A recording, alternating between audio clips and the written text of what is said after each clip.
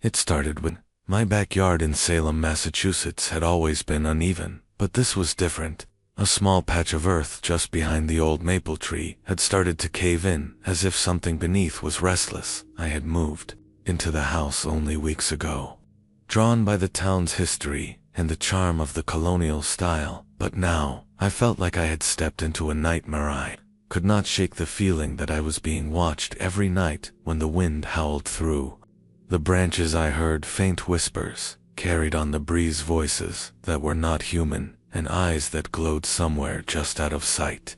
I told myself it was just my imagination, but the unease kept growing.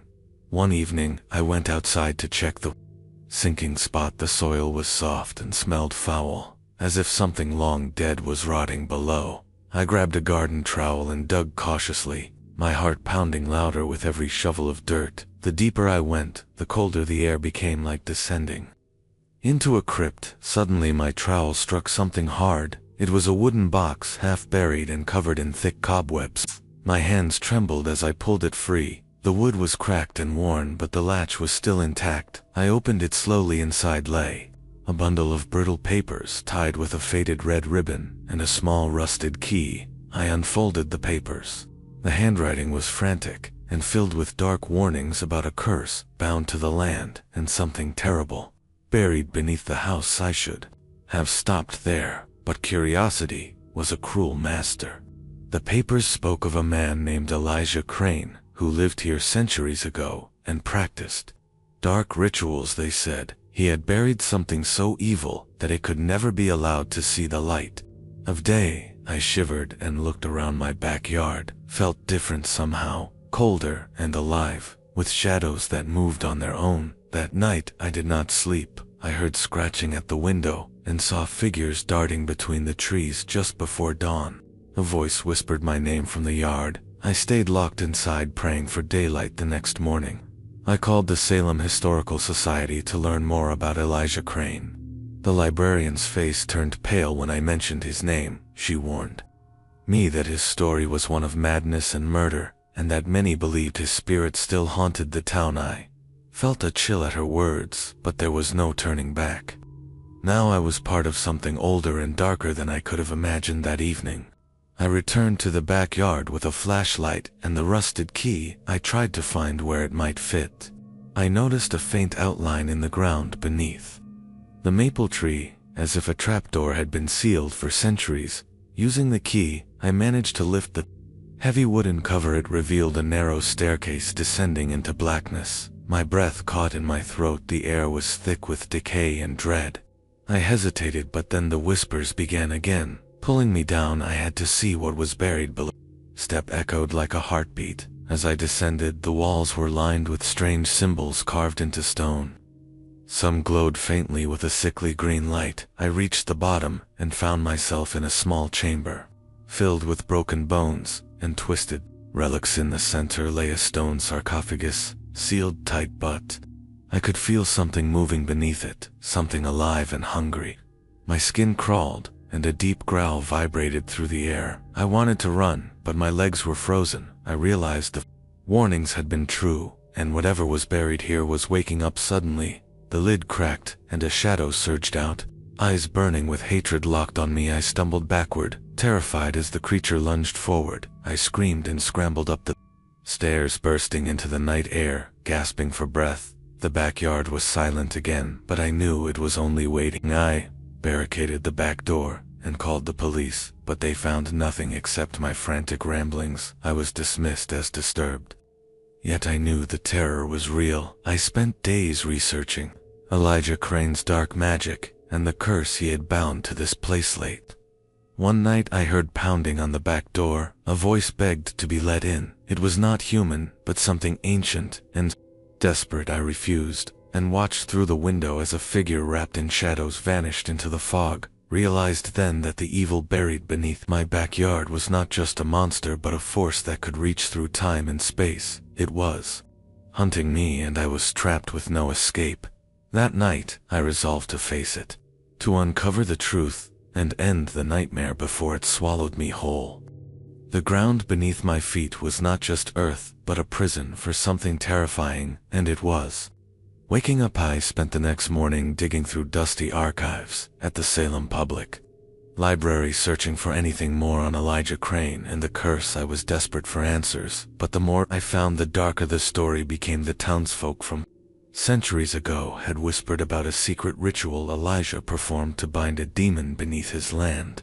They said the creature was once human but twisted by dark magic into a monstrous force that fed on fear and pain. I shivered reading about people disappearing without a trace. Near the old Crane house, I was no longer sure if the demon was just below my backyard or if it was somehow inside me. The scratches on my arms, I could not explain. The fleeting shadows that followed me everywhere. I began to question my own sanity, but the key and the underground chamber were proof enough that this nightmare was real. That night I tried to sleep, but the house groaned and the walls seemed to breathe. The whispers returned louder now, speaking in a language I could barely understand, but somehow felt inside my bones. I woke to find strange symbols etched in dust on my bedroom floor, glowing faintly in the dark. I had to confront whatever was behind this. I grabbed a flashlight and went outside. The backyard was silent, but I felt its gaze burning through the night. As I stood over the hole, I suddenly saw a pair of glowing eyes staring back from the darkness. Beneath, frozen with terror, I heard a low growl rising from the earth. The ground trembled beneath my feet, and something clawed at the soil, trying to break free. The past and present collided in that moment, and I knew there was no turning back. I reached out to Father Michael from the local church, who was known for dealing with strange occurrences. He came that evening carrying ancient texts and relics. He said he had heard of Elijah Crane and the evil he unleashed, but warned me the demon's hunger was insatiable. Together, we performed a ritual to strengthen the seal, but the creature was powerful. It screamed in rage, echoing through the house and shaking the windows. The ground cracked, and I could see shadows slithering under the fence like dark tendrils reaching for freedom. The hours crawled by as we fought the darkness. The air was thick with incense and cold sweat. I felt something brush my skin and nearly lost consciousness, but Father Michael's prayers held me steady. When the ritual ended, the house was quiet, but the threat remained. I was a prisoner in my own home, haunted by an ancient evil that had been waiting for centuries to rise again. The next days were a blur of fear and vigilance. Every sound set my nerves on edge. I installed cameras and motion sensors, but none could prepare me for what happened next. One more to find deep claw marks gouged into the wooden floorboards, and strange symbols burned into the walls, as if the creature had marked its territory. Was losing control of the house, and my mind. The shadows followed me relentlessly, and I could hear faint cries from beneath the earth. I decided to dig again, despite the warnings. This time I found a hidden compartment beneath the sarcophagus. Inside was a small leather-bound journal belonging to Elijah Crane himself. His final entries spoke of regret and a desperate plea to bury the creature forever. But the last page ended abruptly, with a chilling phrase written in blood-red ink. The demon is not bound by wood or stone, but by fear and flesh. At that moment the ground shook violently, and a deafening roar burst from the darkness below. I was face to face with the horror I had tried to deny, and it was far worse than anything I had imagined. I barely escaped the backyard that night. The roar had shattered the windows, and the ground beneath the maple tree was torn open, as if the earth itself had vomited something terrible. I stumbled inside the house, bloodied and gasping for air, but the horror was not done with me. The creature was no longer confined. It slithered through the shadows in every corner of the house, eyes glowing red in the darkness, its breath cold enough to freeze my soul. It whispered my name in voices that sounded like my own, but twisted and cruel. I tried to lock myself in my room, but the door warped and groaned, as if struggling to hold back a storm. I knew it was only a matter of time before it broke through. The journal said fear gave it power, and I was drowning in terror and desperation. I called Father Michael again, but he refused to come alone. This was beyond anything he had faced before. It was a battle between light and darkness, ancient and merciless. Figo Michael arrived with a team of clergy armed with relics, holy water and prayers older than the town itself. They barricaded the house and began a massive exorcism ritual. The air thickened with an oppressive force that made every breath a regal. The creature screamed in fury, shaking the walls and breaking furniture. Its claws scratched at the floors and ceilings with unnatural strength, but the prayers were a beacon, and for a moment the darkness seemed to retreat. Watched the shadows recoil as Father Michael chanted louder, his voice strong and unwavering even as the house trembled violently. Suddenly, the creature appeared in the center of the room, a towering figure twisted and broken with eyes full of rage. It lunged, but was stopped by a circle of salt and light. The battle was far from over, but the ritual had bought me time. I realized the evil was tied to me in ways I did not understand, and only by confronting my deepest fears could I hope to end it. The days that followed were a desperate struggle to reclaim my life. I researched Elijah Crane's life further, uncovering secrets of his madness and the dark forces he courted. His journal hinted that the demon's power fed not only on fear, but on forgotten memories and guilt. I began to remember things I had buried long ago, childhood nightmares, and shadows in my own family history. I understood. Now the curse was not just about the creature beneath the ground, but about me, and what I carried inside. One night, the creature spoke to me. It whispered truths that cut deeper than any wound, revealing secrets I wished I had never known. I was connected to Elijah Crane in a way I could not explain, and the evil was a part of my bloodline. I had to make a choice, either surrender to the darkness or find a way to break the cycle. No matter the cost, the air in the house had turned colder than any winter night I had ever known. The shadows seemed to writhe and pulse like living things, as if the darkness itself breathed and watched me. My heart thundered in my chest with a mixture of dread and determination. I could no longer run from what was buried in my backyard, or the darkness that clung to my bloodline. I stood in the center of the room, clutching Elijah Crane's journal. The faded pages felt heavy in my hands, as though the weight of centuries pressed down on me. I had read and reread every word, seeking some thread of hope or salvation, but found only desperation and warnings of the terrible price to be paid. Tonight was the night I would face the demon one last time. I lit a circle of candles around the room. Their flickering flames cast long dancing shadows that twisted into shapes I could barely comprehend. The salt was spread thick along the floor like a protective barrier, but I knew it was a fragile shield against a force born of ancient evil. Closed my eyes and whispered the prayer Father Michael had taught me, mixed with the words Elijah had scrawled in his final journal entry. The house groaned, as if awakening from a long sleep. The temperature dropped sharply and a low, guttural growl rose from beneath the floorboards. Then, the ground beneath the maple tree exploded in a shower of dirt and splinters. The sarcophagus cracked and shattered, revealing a figure crawling out of the darkness. It was no longer the twisted shadow I had glimpsed before, but a monstrous shape of bone and sinew with eyes that burned with a hellish fire. Its claws scraped the floor with terrible force, and its breath reeked of decay and madness. I stood my ground, forcing myself not to scream or flee. I could feel its hatred aimed directly at me, as if I were the key to its freedom or its destruction.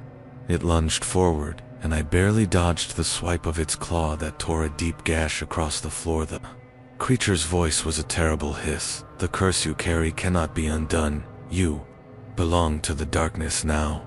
I remembered the final words in the journal. The demon is bound not by wood or stone, but by fear and flesh. The only way to break the curse was to face it without fear, and offer a sacrifice not of blood, but of every ounce of courage. I reached out my hand and spoke the words Elijah had written more than 3 centuries ago.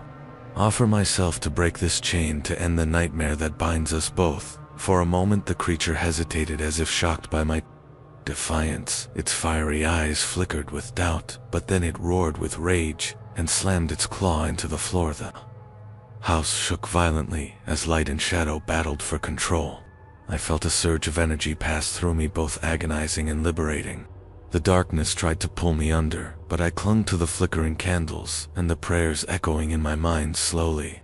The demon began to shrink and fade, its monstrous form dissolving into smoke and whispers that the wind carried away through the broken windows. When the last flicker of shadow vanished, the room grew warm again. The oppressive weight lifted like a storm passing over. I sank to my knees, exhausted but free. The curse was broken, but its scars would remain etched in my soul forever. Outside, the maple tree stood tall once more, its branches stretching toward the dawn light.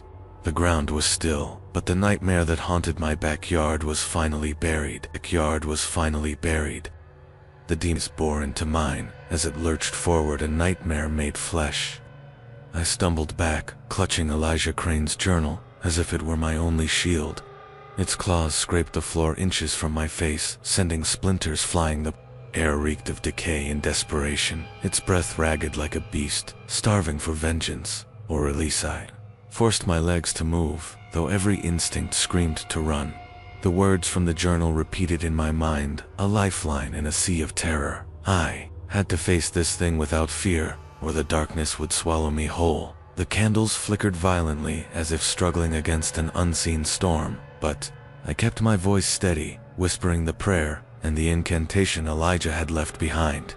I stepped into the circle of salt, letting the cold grit crunch beneath my feet. The demon snarled and recoiled briefly, as if the barrier burned, but then it gathered its terrible strength and lunged again.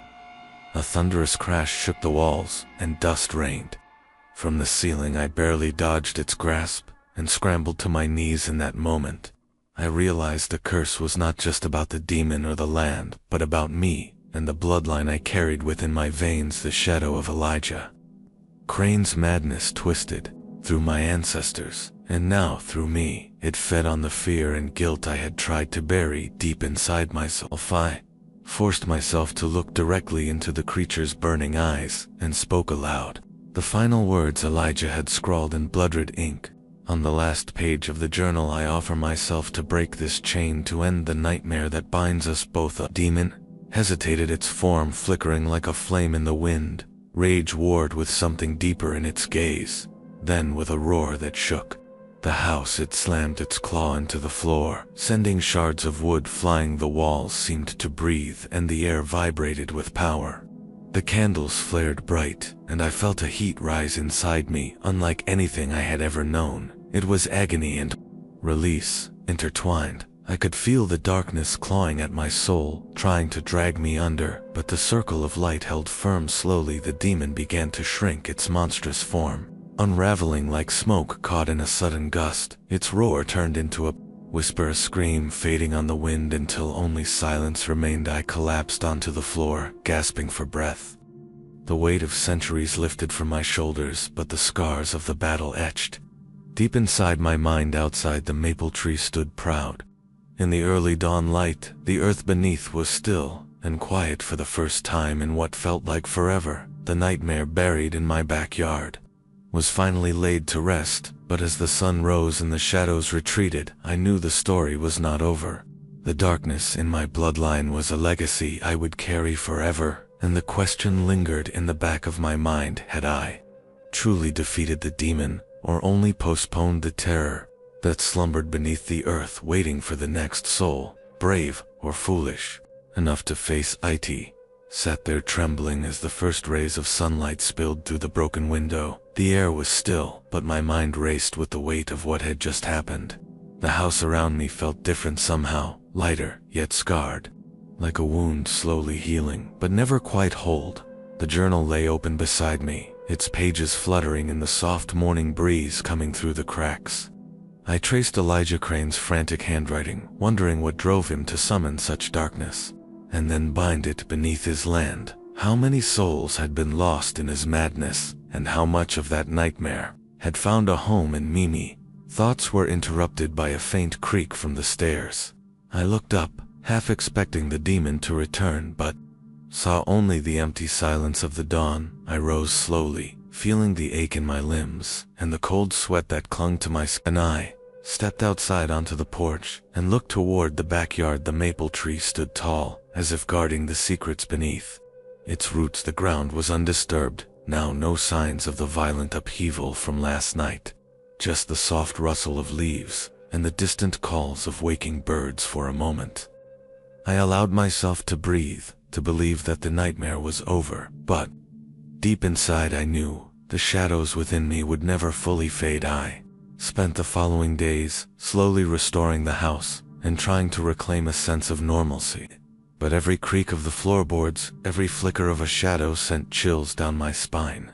I found myself watching the backyard with wary eyes, afraid the darkness might seep back in when I least expected it. One evening, as the sun dipped below the horizon, I found a single page tucked inside the journal's binding. It was not there before, and the ink was fresh. The words chilled me to my core. The darkness sleeps, but never dies. And in the blood of the fallen, it waits patiently for the fear to return. I dropped the journal and backed away, knowing some nightmares do not end. They only wait for the next candle to flicker and the next soul to whisper their name into the dark. I locked the doors that night. I understood that the terror buried in my backyard was now a part of me forever, a shadow I would carry in the silence and in the storm, and I prayed I would never hear that terrible growl again.